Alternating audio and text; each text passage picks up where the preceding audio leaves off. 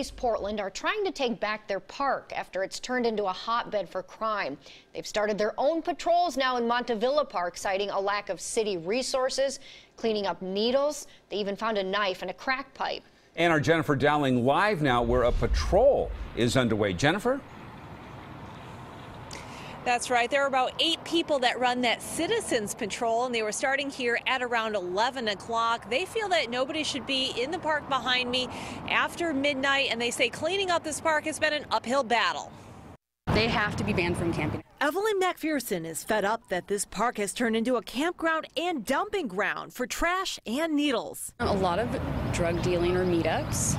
She's part of a new citizen patrol that's been calling in illegal activity. I think people migrated to this area thinking that there was a haven for their activity. She thinks one reason things are so bad is because of what happened last year when the Montavilla Neighborhood Association passed a resolution essentially saying sweeping homeless camps have failed, asking the city to stop them due to the cost for taxpayers.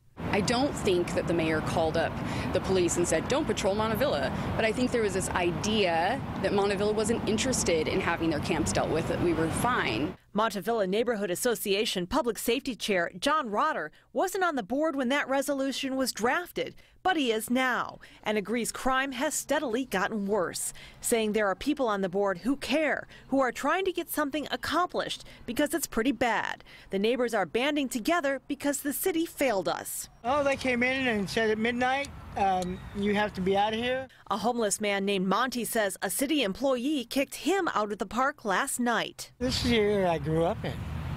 I went to Madison High School. He says the resolution did not influence his decision to stay here. Do you think it attracts other people here? I don't know, probably. He and the fed-up neighbors have something in common. He feels the city has failed him as well. We want a place where we can go and stay and maybe, make a place other than just a tent, or make a good camp where we can cook food and live and be left alone. McPherson says she'd like to attract more people to the Citizens Patrol program. We just saw an officer pass through the park with his lights on, so they may be making some calls right now to officers seeing some illegal activity. We did see some people leaving the park with some bags. Rotter also said that he is working through the Montavilla Neighborhood Association to create a traditional neighborhood watch program with the Office for Neighborhood Involvement at the city level. Back to you. All right, Jennifer Dowling, thank you.